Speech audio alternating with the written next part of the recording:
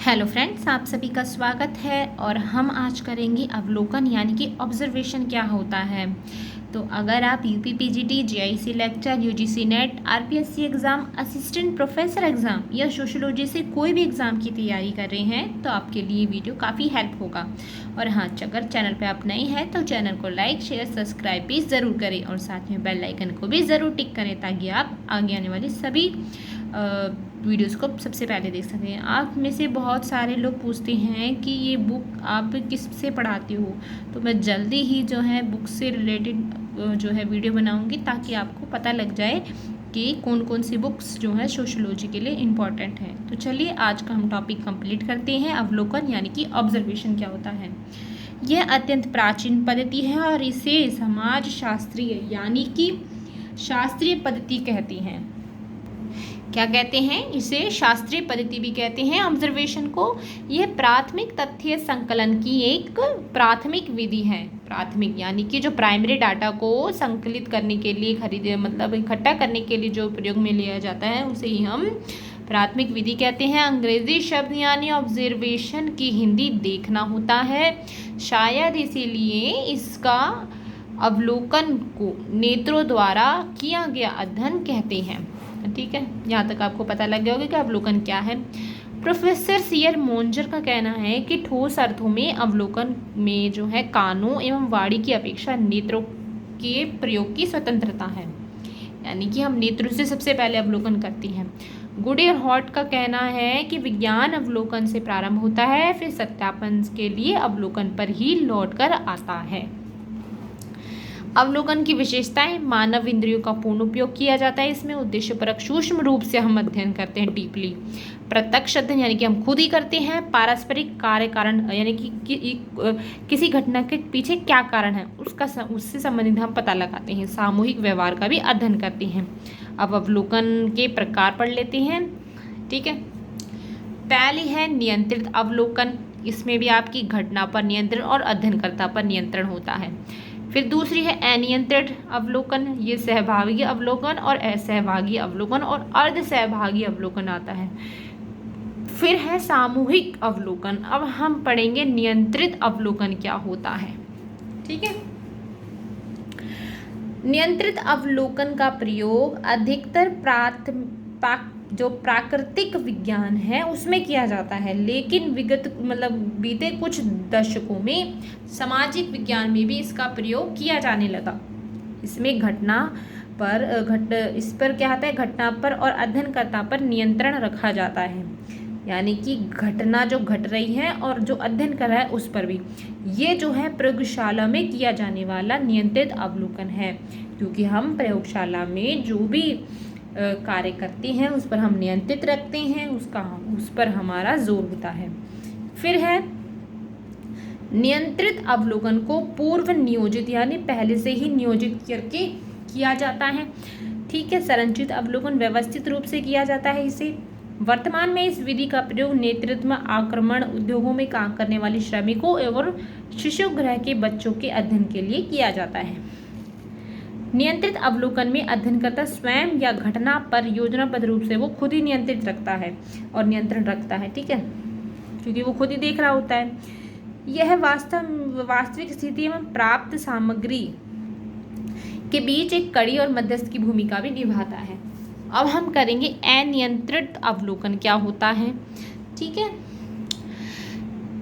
अनियंत्रित अवलोकन में न तो घटना पर और न ही अध्ययनकर्ता पर, ठीक है, न तो घटना पर न ही अध्ययनकर्ता पर जोर होता है, नियंत्रित नहीं होता है, वह स्वतंत्र होता है और किसी भी घटना का अध्ययन कैसे भी कर सकता है। गुडे एवं हॉट ने साधारण अवलोकन इसे कहते हैं, जबकि जोहदार कोग इसे असंरचित अवलोकन कहते हैं। जबकि अनुसंधान के क्षेत्र में अनियंत्रित अवलोकन क्या है, एक प्राचीन विधि है। जैसे कि ऊपर के चार्ट से आपको पता लग गया है कि अनियंत्रित अवलोकन भी 3 प्रकार का होता है। पहला कौन सा, सहभागी अवलोकन यानी कि पार्टिसिपेंट ऑब्जर्वेशन। पार्टिसिपेंट जो ऑब्जर्वेशन है इसका सर्वप्रथम उल्लेख लिंडमैन ने किया था 1924 में, उनकी पुस्तक जो थी सोशल डिस्कवरी में किया था। सहभागी अवलोकन में अवलोकनकर्ता अध्ययन किए जाने वाले समूह का सदस्य बन जाता है। सहभागी यानी कि सहभागी साथ मिलकर, ठीक है, और उससे संबंधित तथ्यों को वो संकलित करता है।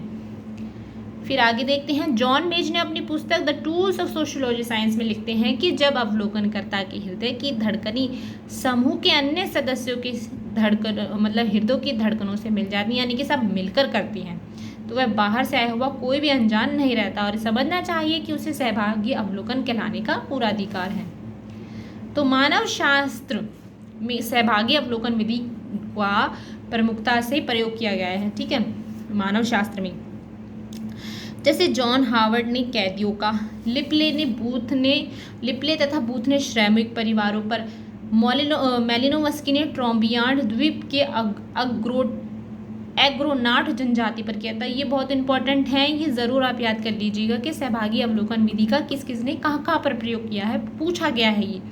तो मेलिनोवस्की ने ट्रॉबियांडा द्वीप की अग्रोनाट जनजाति का, रेमंड फर्थ ने होवो लोगों का एवं बाइट ने सड़कों पर जीवन व्यतीत करने वाले लोगों का सहभागी अवलोकन विधि से अध्ययन किया है, ठीक है। सहभागी अवलोकन विधि से घटना के संबंध में या मतलब कोई घटना है उससे संबंध में या समूह से संबंध में विस्तृत और गहन रूप से हम सूचनाएं प्राप्त करते हैं, लेकिन इसका सबसे बड़ा दोष क्या है कि अध्ययन वस्तुनिष्ठता हमेशा संदेह रखती है, ठीक है। तो इसमें संदेह भी पाया जाता है क्योंकि पार्टिसिपेंट होता है इसमें। नेक्स्ट है असहभागी अवलोकन, नॉन पार्टिसिपेंट ऑब्जर्वेशन क्या होता है। जब अवलोकनकर्ता स्वयं के जीवन में भाग लिए बिना खुद के, जब अवलोकनकर्ता समूह के जीवन में भाग लिए बिना, यानी कि वो समूह के रूप में नहीं अध्ययन कर रहा है, स्वयं अकेला कर रहा है, बिना समूह की क्रियाओं से अलग रहकर एक वैज्ञानिक की भांति और तटस्थ रूप से अध्ययन करता है, तो हम इसे असहभागी, यानी कि वो सहभागी नहीं हो रहा, तो उसे हम असहभागी अवलोकन कहेंगे। साधारणतः वह समूह में एक बाहरी व्यक्ति दूसरे में शोधकर्ता के रूप में उपस्थित होता है। कभी कभी समूह के सदस्य उसकी उपस्थिति से अनभिज्ञ भी होते हैं, ठीक है। जैसे स्पीज एवं वुल्फ ने नर्सरी स्कूल के बच्चों का अध्ययन इसी तरह शीशे के पीछे से किया था, ठीक है। अब अर्ध सहभागी अवलोकन, कासी पार्टिसिपेट ऑब्जर्वेशन, इस पद्धति का सर्वप्रथम उल्लेख गुडे एवं हॉट ने किया था। इसमें अध्ययनकर्ता समूह के दैनिक कार्यों में तो सहभागी बनता है, लेकिन किसी विशेष उत्सव घटना या क्रिया में अवसरों पर वह उससे दूर बैठकर अध्ययन करता है, ठीक है। आपको समझ में आ गई ना यहाँ तक। इस अध्ययन विधि का उपयोग लिपले, लीडर और अन्य समाज वैज्ञानिकों ने किया है। सामूहिक अवलोकन में यह माना जाता है कि मानव मस्तिष्क की एक सीमा होती है, इसलिए कई लोग मिलकर किसी घटना का अध्ययन करने का प्रयास करते हैं एवं यह नियंत्रित और अनियंत्रित दोनों का मिश्रण है। सन 1837 में इंग्लैंड के लोगों के स्वयंभू विचार एवं जीवन के अध्ययन हेतु और 1944 में जैमिका ने स्थानीय दशाओं के अध्ययन हेतु इस विधि का प्रयोग किया गया था। चूँकि यह एक खर्चीली विधि है और इसमें कुशल प्रशासन की भी आवश्यकता होती है, अतः विधि किसी व्यक्ति के बजाय सरकारी अर्ध सरकारी संगठनों में प्रयोग की जाती है।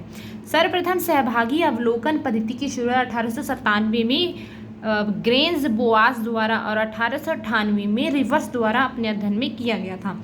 तो ये थी इम्पॉर्टेंट ऑब्जर्वेशन से रिलेटेड सभी भी क्वेश्चन जो है इसी में बन जाएंगे, और इसमें हमने बहुत सारी चीज़ें पढ़ी, सहभागी असहभागी सभी अवलोकन के बारे में जाना। तो नेक्स्ट हम करेंगे इंटरव्यू, साक्षात्कार क्या होता है। तो थैंक यू आप सभी का इस वीडियो को देखने के लिए। मिलते हैं नेक्स्ट वीडियो में। चैनल को लाइक सब्सक्राइब करें और वीडियो को भी लाइक करें। मिलते हैं नेक्स्ट वीडियो में। आप सभी का बहुत बहुत धन्यवाद।